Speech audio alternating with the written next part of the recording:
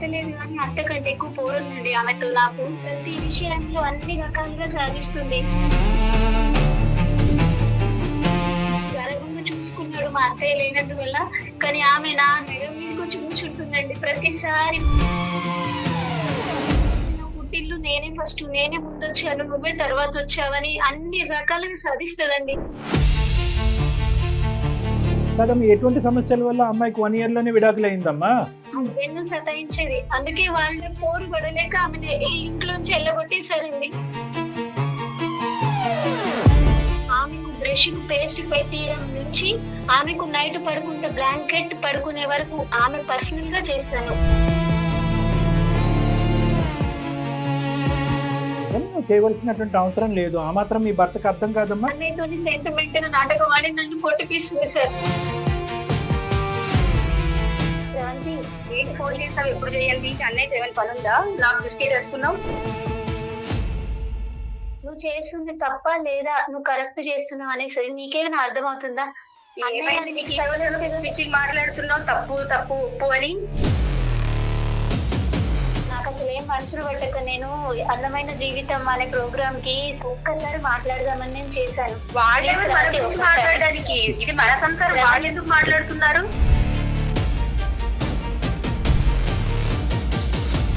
తను మంచి నేర్పిస్తే నేను నేర్చుకునే పొజిషన్ లో తప్పే ఉందమ్మా?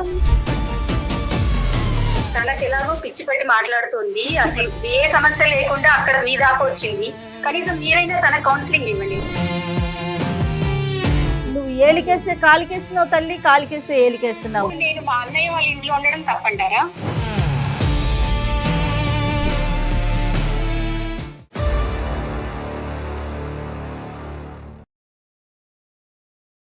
Anu's skin and hair clinic సమర్పించు అందమైన జీవితం కార్యక్రమానికి స్వాగతం. నమస్తే కళ్యాణ్ గారు. నమస్తే మేడం. సుప్రియ అనే ఒక అమ్మాయి మనకి మెయిల్ చేశారండి. సుప్రియ. సుప్రియ అన్నదమ్ములు, అక్క చెల్లెళ్ళు, ఈ రిలేషన్స్ ఎప్పటికీ విడదీయరాని బంధం ఏదన్నా ఉందంటే బ్లడ్ రిలేషన్. వన్స్ ఒకసారి పెళ్లిళ్ళు జరిగిపోయాక ఎవరి జీవితాలు వాళ్ళకు అంతే వచ్చాక కదా మేడం? కాస్త ప్రయారిటీస్ Yeah. మారుతాయి. బంధం తగ్గుతుందని నేను చెప్పట్లేదు, బట్ ప్రయారిటీస్ అవును. అనేవి మారుతూ ఉంటాయి. అవును. సిచ్యువేషన్ తగినట్టుగా మార్పులు చేసుకుంటూ వెళ్ళాలి, అప్పుడే అవును. కదండి ముందుకు వెళ్తాం. కరెక్ట్. అంటే అలా చేసుకోలేక కన్ఫ్యూజ్ అయ్యి ఎటు బ్యాలెన్స్ చేసుకోలేక ఇబ్బంది పడుతున్న వాళ్ళు మన దాకా వచ్చారండి. ఒక సుప్రియ ఒక family. Okay madam. So Supriya అనే అమ్మాయి మనకి మెయిల్ చేశారండి. మేడం పూర్తి డీటెయిల్స్ తనే మాట్లాడతాను. తప్పకుండా. సార్ సుప్రియ కాల్ చేయండి. మాట్లాడండి. హలో, నేను అందమైన జీవితం నుంచి మాట్లాడుతున్నానండి. నా పేరు జయ, నాతో పాటు డాక్టర్ కళ్యాణ్ చక్రవర్తి గారు ఉన్నారు. ఒకసారి మాట్లాడతారా? మాట్లాడతాను మేడం. అదే, నమస్తే సార్. నమస్తే అమ్మా. మీరు ఏం చేస్తూ ఉంటారమ్మా? మీ సమస్య ఏంటి? సార్ నా పేరు సుప్రియ అండి. రైట్. మా హస్బెండ్ పేరు అరవింద్. అరవింద్ గారు. మా పెళ్ళి 4 సంవత్సరాలు అవుతుందండి. 4 years. 4 years. అతను ఏం అవునండి. చేస్తుంటాడమ్మా? ఆయన సాఫ్ట్వేర్ ఎంప్లాయ్. 2 సంవత్సరాల పాప ఉందండి నాకు. ఓ, మా అత్తయ్య గారు చనిపోయారు. మా మామయ్య గారు టీవీ పేషెంట్ అండి, రిటైర్డ్ ఎంప్లాయ్. ఓహోహో. అంటే మీ పెళ్లికి ముందే చనిపోయారమ్మా అత్తయ్య, లేదంటే పెళ్లి తర్వాత పెళ్లికి ముందే చనిపోయారండి. చనిపోయారు? అరవింద్ అన్నదమ్ములు, అక్క చెల్లెమ్మా? అండి ఒక చెల్లెలు ఉందండి. సమస్య అంతా చెల్లె గురించేనండి. అవునా? అంటే చెల్లె గురించి తప్పు చెప్పడం అని కాదు కదండి. నాకు అత్త లేదు కానీ అత్త కంటే ఎక్కువ పోరుందండి ఆమెతో. నాకు చెల్లెలంటే ఎవరికైనా రక్త సంబంధమే, ప్రేమనే, ఇష్టమే ఉంటది. ఆయన చూపించే ప్రేమ మూర్ఖత్వంగా ఉంటుంది. అది నాకు బ్యాడ్ చేస్తుంది. గర్వంగా చూసుకున్నాడు మా అత్తయ్య లేనందువల్ల, కానీ ఆమె నా మెడ మీదకి వచ్చి కూర్చుంటుందండి ప్రతిసారి. ప్రతి విషయంలో నన్ను చాలా బాధిస్తుందండి నిజంగా. తనకి పెళ్ళయిందమ్మా? ఎంత వయసున్న పిల్ల? ఆమెకు పెళ్ళైందండి. ఆమెకి 26 సంవత్సరాలు. 1 సంవత్సరం ఉన్నదండి వాళ్ళ అత్తగారి ఇంట్లో. డైవర్స్ తీసుకొని వచ్చేసిందండి. ఓ, డైవర్స్ అక్కడ అయిపోయింది. కూడా అవునండి. ప్రెసెంట్ మా ఇంట్లోనే ఉంటుంది. ప్రతి విషయంలో డామినేట్ చేస్తుంది. కాదమ్మా, అమ్మాయి విడాకులు అవటానికి అంత త్వరగా విడాకులు అవటానికి కారణం ఏంటమ్మా? అసలు ఎవరిని అర్థం చేసుకోదండి. ఆ అమ్మాయి చెప్పిందే వినాలి. నా పుట్టిల్లు నేనే ఫస్ట్, నేనే ముందొచ్చాను, నువ్వే తర్వాత వచ్చావని అన్ని రకాలుగా సాధిస్తుందండి. అసలు నిజం చెప్పాలంటే నాకు అత్త లేదు, అత్త కంటే ఎక్కువ పోరండి ఈమెది. అక్కడ అత్తగారి ఇంట్లో కూడా ఇప్పుడు కూడా అదే అతను సమస్య. సతాయించేది, హస్బెండ్ సతాయించేది. అందుకే వాళ్ళు గయ్యాలి గంపండి ఒక్క విషయంలో చెప్పాలంటే. అదే అందుకే ఆమె పోరు పడలేక ఆమెను ఈ ఇంట్లోంచి వెళ్ళగొట్టేశారండి. కనీసం ఆ అమ్మాయి తన పర్సనల్ లైఫ్ కూడా పాడైపోయింది అని కూడా అనుకోవట్లేదండి. ఇప్పుడు ఇక్కడికి వచ్చి నన్ను సాధిస్తుందండి. ఏంటమ్మా దీని అంతటి కారణం ఏంటి? ముందుగా చెప్పాలంటే ఫస్ట్ ఆమెను గారాబం ఎక్కువ చేశాడండి మా హస్బెండ్ చాలా మంచివాడు మేడం. తన మీద నాకు ఏ కంప్లైంట్ లేదు. ఓకే.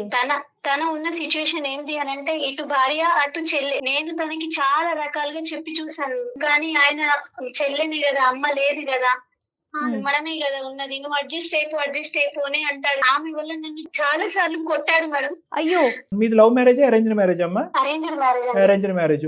అప్పుడు ఎలా ఉండేవారమ్మా ఈ అమ్మాయి రాకముందు మీరు మీ హస్బెండ్? ఈ అమ్మాయి రాకముందు చాలా బాగున్నాము. ఈ అమ్మాయికి పెళ్లి కాకముందు కూడా ఆ అమ్మాయి బాగానే ఉంటుంది కదా, పెళ్ళైన తర్వాత వెళ్తుంది, సెట్ అవుతుంది అని అనుకున్నానండి. బాగా అంటే బాగా సాధిస్తుంది సార్, నేను చెప్పుకోలేకపోతున్నాను సార్. నో వి అండర్స్టాండ్ అమ్మా, we understand your pain and we appreciate whatever is happening with you. అది మాకు అర్థం అవుతుంది. కొన్ని పూర్వాపరాలు మనం తెలుసుకోవాలమ్మా, ఎందుకంటే లోపం మీ సైడ్ ఏమన్నా ఉందా అనేది కూడా విశ్లేషించవలసిన బాధ్యత. ఎందుకంటే ఇద్దరు ఒకే వయసు ఉండేటటువంటి ఆడపిల్లలు, మీ ఇద్దరు 26, 28 ఆల్మోస్ట్. మీ ఇద్దరి మధ్యన అలా అత్తగారు కోడల్లాగా మీ ఇద్దరి మధ్యన రైవలరీ రావడం అనేది దురదృష్టకరం. ఎప్పుడైనా కూడా మీ హస్బెండ్ గారు మీ ఇద్దరి మధ్యన ప్రైవేట్గా ఉన్నటువంటి సమయంలో, అవును మా చెల్లెలి యొక్క బుద్ధి అలాంటిదే, ఆ అమ్మాయి చిన్నపిల్లల మనస్తత్వం కాబట్టి కొద్ది సర్దుకుపో అనే విధంగా వాళ్ళ చెల్లి యొక్క తప్పుని ఎప్పుడన్నా నీ ఎదుర్కొంటే అంగీకరించారా? అలాగే చెప్పాడు సార్. అలా చెప్పడం వల్లనే ఆమె ఇంకా ఎక్కువ చేస్తుంది సార్. ఈ విషయం కనీసం అమ్మాయికి తెలియకుండా బాగుండేది, కానీ అన్నయ్యనే నాకు సపోర్ట్ చేస్తున్నాడు కదా అని చెప్పేసి ఆమె నెత్తినెక్కి కూర్చుంటుందండి ప్రతి విషయంలో అండి. ఇప్పుడు మీరు అడిగారు సార్, ఇద్దరు ఒకటే ఏజ్ కదా, మరి ఎవరిది తప్పు నాకు తెలియాలి అని అంటే మీరు ఏంటి అన్నారు కదా సార్. చిన్న ఎగ్జాంపుల్ చెప్తాను సార్. నేను ఇంట్లో పనంతా నేనే చేస్తాను సార్. ఆమెకు బ్రష్ కు పేస్ట్ పెట్టియడం నుంచి ఆమెకు నైట్ పడుకుంటే బ్లాంకెట్ పడుకునే వరకు ఆమె పర్సనల్ గా చేస్తాను. ఇంట్లో వంట పని అయినా, బట్టలు ఉతకడమైనా, గిన్నెలు తోమడమైనా ప్రతి పని నేనే చేస్తాను. మా మామయ్య గారు పేషెంట్ కదా, తనని చూసుకోవాలి, మా హస్బెండ్ ని చూసుకోవాలి. ఇవన్నిటికీ నాకు ఏం బాధ లేదండి, నేను ఇది బాధ్యతగా భావిస్తాను. ఒక్కొక్కసారి లేట్ గా లేస్తుంది సార్. లేట్ గా లేచి ఆమె టిఫిన్ చేయకుండా బాక్స్ కూడా, లంచ్ బాక్స్ కూడా తీసుకోకుండా వెళ్ళిపోతుంది సార్. ఏంటమ్మా ఆఫీస్ జాబ్ చేస్తుందా తను? అవును మేడం, తను నర్సింగ్ గా చేస్తుంది. ఓకే. ఆఫీస్ కి వెళ్ళి తీసుకోకుండా మళ్ళీ వచ్చిన తర్వాత అన్నయ్య చూడు వదిన ఎట్లా చేస్తుంది, నాకు టిఫిన్ కూడా పెట్టలేదు, పొద్దున టిఫిన్ కూడా చేయకుండా, నాకు లంచ్ బాక్స్ కూడా పెట్టకుండా నన్ను ఏం పట్టించుకుంటలేదు. ఆవిడే నర్స్ అమ్మా, ఇక్కడ నువ్వు ఆవిడకి సేవలు చేస్తే ఆవిడ వెళ్ళి పేషెంట్లకు సేవ చేస్తుందా? టూత్ బ్రష్ మీద పేస్ట్ పెట్టుకోలేదు ఆవిడ? నా భర్త ఒకటే మాట చెప్తాడు సార్, అమ్మ లేదు కదా, మనమే చూసుకోవాలి, తనకు ఇప్పుడు ఎక్కడ ఫ్యామిలీ లేదు. ఈ అమ్మాయి మొండితనం వల్ల, పిచ్చితనం వల్ల జీవితాన్ని పాడు చేసుకుని పరువు రోడ్డుకి వేస్తుంది అనేది ఎవరు కూడా అనట్లేదా? వీళ్ళెవరుని ఎవ్వరు అనట్లేదు సార్. ఆమె పర్సనల్ లైఫ్ మీద కూడా టెన్షన్ లేదు సార్. భార్య అంటే ఎలా ఉండాలి అనేటటువంటి విధంగా నువ్వు ఉన్నావు, భర్త అంటే ఎలా ఉండాలనే విధంగా అతను ఉన్నాడు. ఈ రోజు ఈ అమ్మాయి మధ్యలో దూరి మీ ఇద్దరి మధ్యన చివాట్లు పెడుతుంది, గొడవలు పెడుతుంది అనేది ఆ మాత్రం ఇంగితం మీ ఆయనకి తెలియదమ్మా?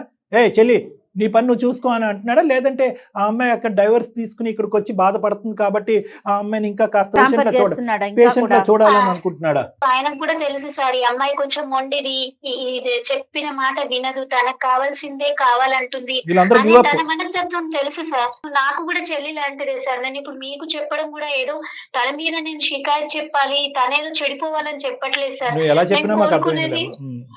నేను కోరుకునేది ఒకటే సార్, ఆమె నా జీవితంలో డిస్టర్బ్ చేయొద్దు. తను మా ఇంట్లో ఉన్నా పర్వాలేదు సార్, కాకపోతే తను మంచిగా కలిసి ఉండాలి.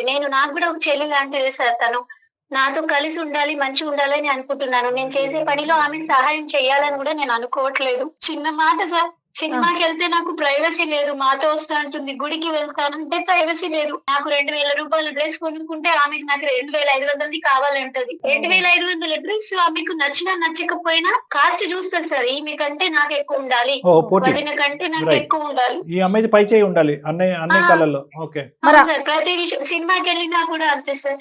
ఈ సినిమా వెళ్ళాలి, ఆ సినిమా వెళ్ళాలని, ఏ సినిమా వెళ్ళామని నా హస్బెండ్ నన్ను అడిగినా కూడా నేను ఏదైతే అడుగుతానో దానికి అపోజిట్ గా అడుగుతుంది సార్.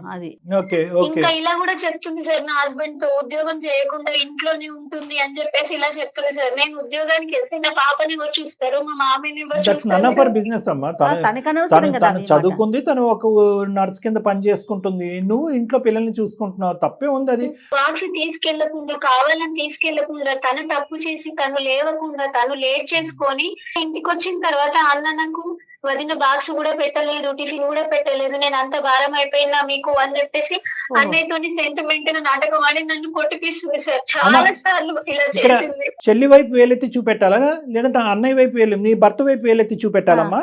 ఏమ్మా ఇతనికి కామన్ సెన్స్ లేదా? మీరిద్దరు ఇష్టపడి పెళ్లి చేసుకున్నారు, ఒక ఒక ఒక ఆడపిల్లని కన్నారు. భార్యకి ఇచ్చేటటువంటి స్థానం చెల్లెలు వెనక్కి రావడంతో రివర్స్ యూటర్న్ తిరిగి చెల్లి వెనక్కి వస్తే భార్య స్థానం పోయినట్టేనమ్మా. ఇతని ఇంగితం ఏమైంది, ఇతని చదువు ఏమైంది, ఇతని సంధి ఏమైంది? ఎంతసేపు తన ఆడబడుచుని అనుకుంటుంది కానీ వీళ్ళ హస్బెండ్ చేసేది. ఇప్పుడు ఒకటి సింపుల్ పాయింట్ అమ్మా, ఈ రోజు నువ్వు గట్టిగా అంటే కనుక ఆడపిల్లకి తప్ప, లేదంటే చెప్పేటటువంటి వాళ్ళు లేకపోవటం అన్న. తల్లి లేదు, తల్లి చిన్న వయసులో చనిపోయింది. ఇద్దరు మగాళ్ళు, మంచం పట్టినటువంటి ఒక తండ్రి.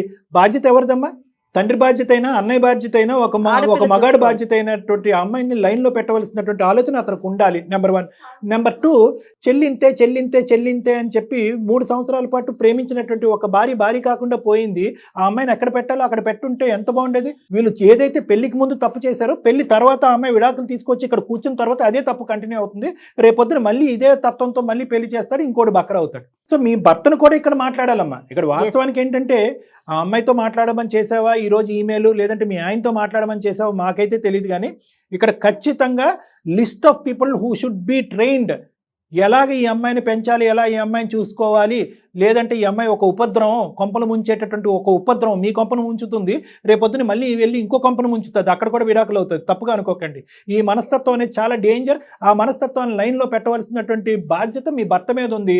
దానికి ప్రధానంగా అమ్మో నాయనో అని మీ ఆయన భయపడటం ఆగితే అప్పుడు ఈ అమ్మాయిని సెట్ చేసుకోవచ్చు. మీ ఆయనది కూడా ఈక్వల్గా తప్పు ఉందని చెప్పడం నా ఉద్దేశం అమ్మ. తను ఇటు భార్యని చెప్పలేక, అటు చెల్లెని బుజ్జగించలేక, నువ్వు ప్రతిదానికి సర్దుకుని వెళ్ళిపోతున్నావు. మీ ఆయన రెచ్చిపోతున్నాడు.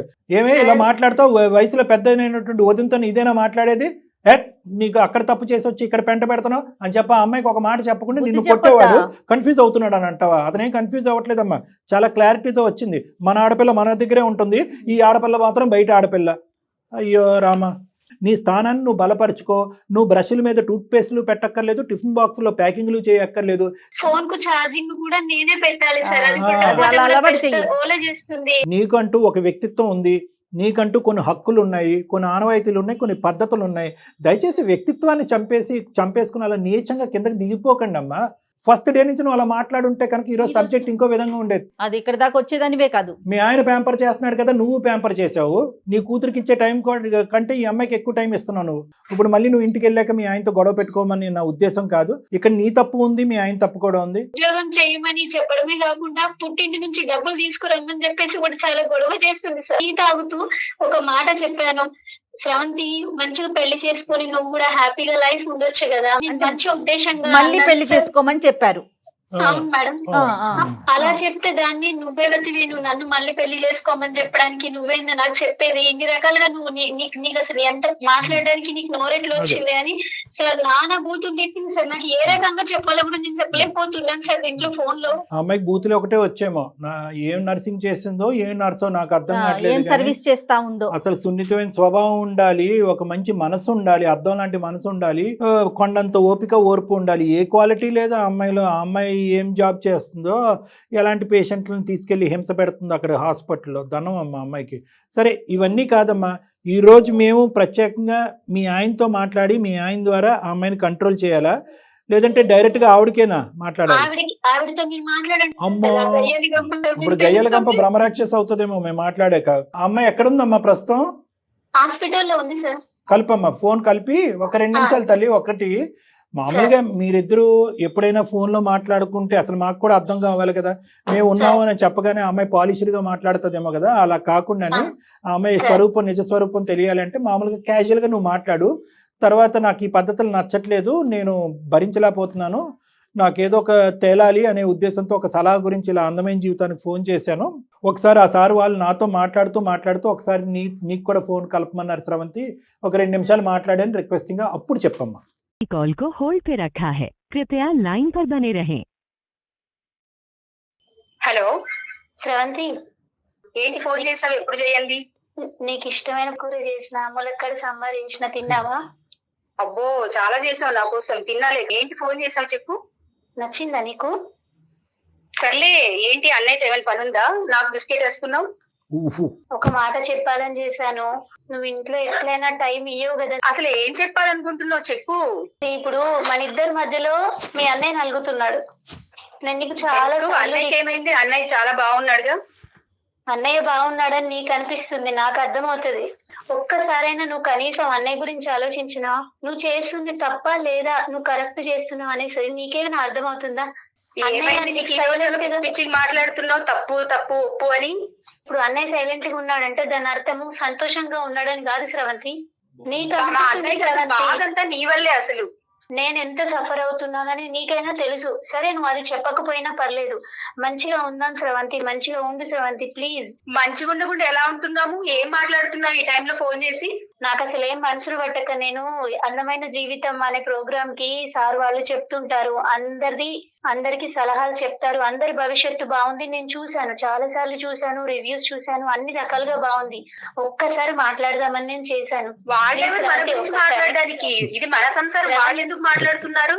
అది కాదు పాయింట్. శ్రవంతి, ఒక్కసారి నువ్వు మాట్లాడితే నీకు అర్థం అవుతుంది. ఒక్కసారి నువ్వు మాట్లాడండి. అసలు ఇవన్నీ నువ్వు ఎలా చేస్తున్నావు? అసలు నీకు ఎవరు చెప్పారు ఇలా చేయమని? అలా చేయమని తనకి ఎవరో అంటే ఇప్పుడు చెప్పారు కదా. ఒకటమ్మా, ఎవరు శ్రవంతి, 1 మినిట్ అమ్మా, నువ్వు నర్సువి, నేను డాక్టర్ని. సో కాస్త మన ఇద్దరం ఒక లెవెల్లో మాట్లాడుకోవచ్చు మనం.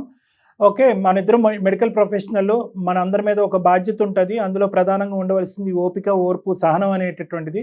నీకు ఆ సహనం ఉంది. ఒక 2 నిమిషాలు ఒక సహనంతో నేను చెప్పేటటువంటి 2 మంచి మాటలు వింటామనే ఉద్దేశంతో ఈ స్వేచ్ఛను తీసుకుని మేము బ్యాక్గ్రౌండ్లో ఉండి ఆ అమ్మాయిని మాట్లాడమని చెప్పామమ్మా. తప్పైతే క్షమించు. ఒక్క చిన్న మాట అమ్మా, ఒక 5 నిమిషాలు మాట్లాడావు తల్లి. వదిన అనే మాట అనలేదేంటమ్మా? ఆవిడ మీ వదిన కాదా? అమ్మాయి 20 సార్లు శ్రవంతి మాట్లాడితేనే ప్రేమ ఉన్నట్టా? నో అలా అనట్లేదు. జస్ట్ ఒక క్యాజువల్ డౌట్ నేను అడిగానమ్మా. అంటేనే ప్రేమ ఉన్నట్ట, లేకపోతే ప్రేమ కాదు. అట్లీస్ట్ వదిన అనాలి, లేదంటే సుప్రియ అనాలి. ఆ అమ్మాయి కష్టపడి ఒక 2 కూరలు చేసి రుచిగా ఉందా అని అడిగింది. అదేదో బూతుమాట్లాగా అది తీసి పక్కన పెట్టు, నాకు బిస్కెట్ వేస్తున్నావు. ఇప్పుడు ఫోన్ చేయని ఆవిడ ఫోన్ చేసి నాతో మాట్లాడుతుంది No, no, అంటే madam. అడుగుతున్నాను. అమ్మ నోనో, నేను ఒక్క ప్రశ్న నేను అడుగుతాను. ఆవిడ ఎవరమ్మా నీకు? వదిన అవుతుంది. అంటే తల్లి తర్వాత తల్లి కదా. కాదండి, నాకు అర్థం అవ్వలేదు. తనకి ఏం సమస్య ఉందని అసలు మీ దాకా వచ్చింది నాకు అర్థం అవ్వట్లేదు. అమ్మ ఏమీ లేకుండా అయితే మా దగ్గర వచ్చి ఉండదు కదమ్మా. అసలు ఇప్పుడు తల్లి మా అన్నయ్య ఒక రాణి లాగా చూసుకుంటున్నాడు. ఓ, అన్నయ్య చూసుకునేవాడు. బయటికి ఇప్పుడు మనం వెళ్ళట్లేదు, హ్యాపీగా ఇంట్లో ఉంటుంది. నేను కష్టపడుతున్నా, మా అన్నయ్య కష్టపడుతున్నాడు. తను హ్యాపీగానే ఉంటుంది కదా. ఏ సమస్య ఉందని నీ దాకా వచ్చింది? నీ గురించి ఏమీ వ్యతిరేకంగా చెప్పలేదు ఆ అమ్మాయి. ఆ అమ్మాయి ఒకే ఒక మాట అంది, ఏమండి నేను ఎంత బాధపడినా, నేను ఎంత అనుభవించినా కూడా ఈరోజు ఆ అమ్మాయి రేపొద్దున వేరే ఇంటికి వెళ్ళవలసినటువంటి అమ్మాయి కొద్ది సున్నితత్వం అనేది నేర్చుకుంటే మంచిది, కొద్దిగా ఆలోచన అనేది మంచిది, ఒక మానవత్వంతో ఆలోచించడం అనేది మంచిది, కొద్దిగా సాఫ్ట్ గా ఉండాలి ఆవిడ, అది నేర్పించడానికి నేను ట్రై చేస్తుంటే కనుక రామ అంటే బూతులాగా ఈ అమ్మాయి నామే తిరగబట్టడం మొదలుపెట్టింది. రేపొద్దున ఆ అమ్మాయి భవిష్యత్తు గురించి ఆలోచిస్తున్నా బాధగా ఉందని చెప్పి నీ భవిష్యత్తు గురించి మాకు చెప్పిందమ్మా. ఓ అంటే ఇప్పుడు తను మంచి నేర్పిస్తే నేను నేర్చుకునే పొజిషన్ లో తప్పే లేను. ఉందమ్మా? నీకన్నా సారీ, తప్పే పెద్దది కాదు ఉందమ్మా? కదా, పెద్దదే కదా ఆవిడ. ఈ రోజు నువ్వు ఒక ఇంటి నుంచి వచ్చేసావు, ఏ కారణం చేసి వచ్చేసావు అనేటటువంటి మాట నేను మాట్లాడిన ఈ రోజు. కానీ అక్కడి నుంచి నువ్వు వచ్చావు అంటే కనుక నీ సైడ్ ఏ తప్పు లేకుండా నువ్వు ఈ రోజు ఇక్కడికి రాలేదమ్మా. రేపొద్దున ఆ తప్పు సరిదిద్దుకోవాలి అనేటటువంటిది బుద్ధి చెప్పేటటువంటి స్థానంలో ఒక తల్లి పాత్రలో నీకంటే 2 years పెద్ద ఆమె. నేను మా అన్నయ్య వాళ్ళ ఇంట్లో ఉండడం తప్పంటారా? నువ్వు ఏలికేస్తే కాలికేస్తున్నావు తల్లి, కాలికేస్తే ఏలికేస్తున్నావు. ఆ అమ్మాయి మాట్లాడేటటువంటి మాటలు మేమేమి బ్లైండ్ గా నమ్మేసి నీ దగ్గర రాలేదు. ఈ అమ్మాయితో నీకు ప్రాబ్లం ఏంటి? ఈ అమ్మాయి ఏమైనా నీకు ఇబ్బంది పెడుతుందా? నాకేం ప్రాబ్లం లేదు కాబట్టి నేను సైలెంట్ గా ఉన్నానండి. తనకేం ప్రాబ్లం వచ్చిందని మీ దాకా వచ్చింది? కాదు, తను మీరు అంటున్నారు కదమ్మా, ఆ అమ్మాయికి ఏ ఫుల్ టైం జాబ్ లేదు, మేమే బయటకు వెళ్ళి కష్టపడుతున్నాం, ఈ అమ్మాయికి ఇంట్లో తిని పడుకుంటుందని అంటున్నావు కదా. మరి ఇంకేం కావాలండి? చాలా ప్రశాంతంగా ఉంది కదా. మీకు బాక్సుల్లోకి అన్నం కూర ఎవరు ఇస్తున్నారమ్మా? ఎలా వచ్చేస్తున్నాయి? వాటంతా అవి నడుచుకుంటూ వచ్చేస్తున్నాయా? మీ మరి బట్టలు అవి కూడా కబోర్డ్ లోకి, చేయకపోతే ఇంకేం చేస్తుందండి? నేను ఒక మాట చెప్తా వినమ్మా, కబోర్డ్ లోకి బట్టలు వాటంతట వాటికి వెళ్ళిపోతున్నాయా? గిన్నెలు వాటంతట అవే శుభ్రంగా అయిపోతున్నాయా? ఇంట్లో పని అంతా ఎవరు చేస్తున్నారు? అవును మేడం, టూత్ బ్రష్ మీద ప్రపంచంలో ఇంకెవరు పేస్ట్. చేయట్లేదా మేడం? అదేనమ్మా, నువ్వు చేసే పని నువ్వు చేస్తుంటే తను చేసే పని తను చేస్తా ఉంది కదా. అమ్మ, subject is not about employment. Yes, ఏమండి మేడం గారు, మనం పని సబ్జెక్ట్ ఇస్ గురించి నాట్ అబౌట్ మాట్లాడట్లేదు ఎంప్లాయ్మెంట్. ఇక్కడ. ఈ అమ్మాయికి మీరు వచ్చిన తర్వాత మీ అన్నయ్య మీ వదిన ఎలా ఉన్నారు, మీరు రాకముందు మీ అన్నయ్య వదిన ఎలా ఉన్నారు అనేది మీ కళ్ళకు కనిపించట్లేదా? వాళ్ళు ఇబ్బంది వాళ్ళు పడుతున్నారా? చాలా హ్యాపీగానే ఉన్నారండి. అది మీరు హ్యాపీగా అనుకుంటే ఉన్నారు ఎట్లాగా? ఇంట్లో. That is something that you are thinking madam. You are thinking it that way. ఇక్కడ మీరు బరువు అయ్యారనో, మీరు అనవసరమైనటువంటి ఇంట్లోకి వచ్చేసి సమస్యలు తెస్తున్నారు అని చెప్పి మేము వేలెత్తి చూపెట్టట్లేదు. ఎవరి పని వాళ్ళు చేసుకుంటే కనుక, ఈడు జోడుగా అందరూ హ్యాపీగా ఉంటే కనుక ఈ కుటుంబంలో ఏమీ లేదు. అంటే కొత్త జీవితాన్ని ప్రారంభించాలి అనే ఆలోచన చేసుకో అని అనటం తప్పమ్మా? అసలు మీకు అలాంటి ఆలోచన అవును లేదా? మేడం, అది నా డెసిషన్ కదా. వాళ్ళు బరువు అయిపోతున్నారా? మా అన్నయ్య ఏ రోజు నేను బరువు అని చెప్పలేదు. ఈవిడికి ఎందుకు బాధ వచ్చింది? దీన్ని బరువుగా ఎలా తీసుకుంటావు తల్లి? అమ్మ అసలు ఏం మాట్లాడుతుందండి ఆవిడ? నువ్వు దయచేసి పెడర్థాలు తీసుకోవద్దమ్మా. ఒకే ఒక సింపుల్ లాజిక్, ఓపెన్ మైండ్ తో ఆలోచించండి. ఈ రోజు ఆ అమ్మాయి మాకేదో కంప్లైంట్ పెట్టింది కాబట్టి మీకు బుద్ధి చెప్పడానికి మేము కాల్ చేయలేదు. మీరందరూ ఫైనల్ గా ఎలా హ్యాపీగా ఉంటారు అనేటటువంటి ఆలోచనతోనే మేము చేసాం. అమ్మ, నీకు మీ వదినతో ఏమైనా ప్రాబ్లం ఉందంటే, నాకు మా వదినతో ఏ ప్రాబ్లం లేదు అని నువ్వు అన్నావు. అయినా కానీ గొడవలు అవుతున్నాయి. ఒకటి అర్థం చేసుకో అమ్మా, ఏ కారణం చేత అక్కడ వదిలేసి ఆ ఇల్లు వదిలేసి ఈ ఇంటికి వచ్చావు. అది ఎంత నీ పర్సనల్ అయినా కూడా మీ యొక్క వ్యక్తిత్వం, మీ ఆలోచన వల్ల, మీ తొందరపాటుతనం వల్ల కాదా అది డ్యామేజ్ అయింది ఆ మ్యారేజ్? నా ఒక్కదాని తప్పు ఉండదు కదండి. ఒక్కదాన్ని అనలే కదమ్మా. నేను ఇందాక ఏమన్నాను, ఆవగింజంత ఉండొచ్చు, 10% ఉండొచ్చు, 20% ఉండొచ్చు. ఆ 20% 10% సరిదిద్దుకోవాల్సినటువంటి బాధ్యత ఒక ఆడపిల్లగా నీ నెత్తి మీద ఉంది.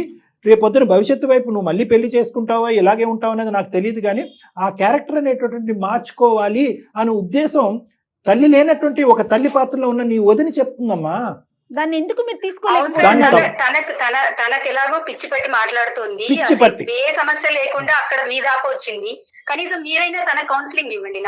అమ్మా, మాకు ఎవరికి కౌన్సిలింగ్ ఇవ్వాలో మాకు బాగా తెలుసు. మేము మీ ఇద్దరు సంభాషణలో విన్నటువంటి 10 minutes లో ఎవరి పాత్ర ఏంటి అనేది చాలా క్లియర్ కట్ గా అర్థం అవ్వాలనే ఉద్దేశంతోనే ఆ అమ్మాయికి మేము ఏం చెప్పామంటే, you start the conversation, don't declare that we are in the background. మీ వెనకాతలు ఉన్నామని చెప్పకుండా మాట్లాడు. వదిన అనే పలకరింపు లేదు, ఒక కన్సర్న్ లేదు. ఆ అమ్మాయి పెట్టినటువంటి ఫుడ్ ఎవరి గురించి పెట్టవు అనేటటువంటి విధంగా మాట్లాడుతున్నావు. అన్నయ్యతో నేను ఏమన్నా రికమెండ్ చేయాలా, అందుకే నువ్వు నాకు బిస్కెట్ ఇసురుతున్నావు అన్నట్టు మాట్లాడుతున్నావు. భార్యాభర్తల మధ్యలో నువ్వెవరు అసలు? ఇవి ఎగ్జాంపుల్స్ కావా? నీ వ్యక్తిత్వం ఏంటి, నీ ఆలోచన ఏంటి అనేది, నీ ఉద్దేశం ఏంటి అనేది అర్థం అవటానికి వాళ్ళిద్దరి మధ్యన నువ్వు పుల్ల పెడుతున్నావు, భార్యాభర్తల మధ్యన పుల్ల పెడుతున్నావు అని అనుకోవటానికి ఇక్కడ లేదా?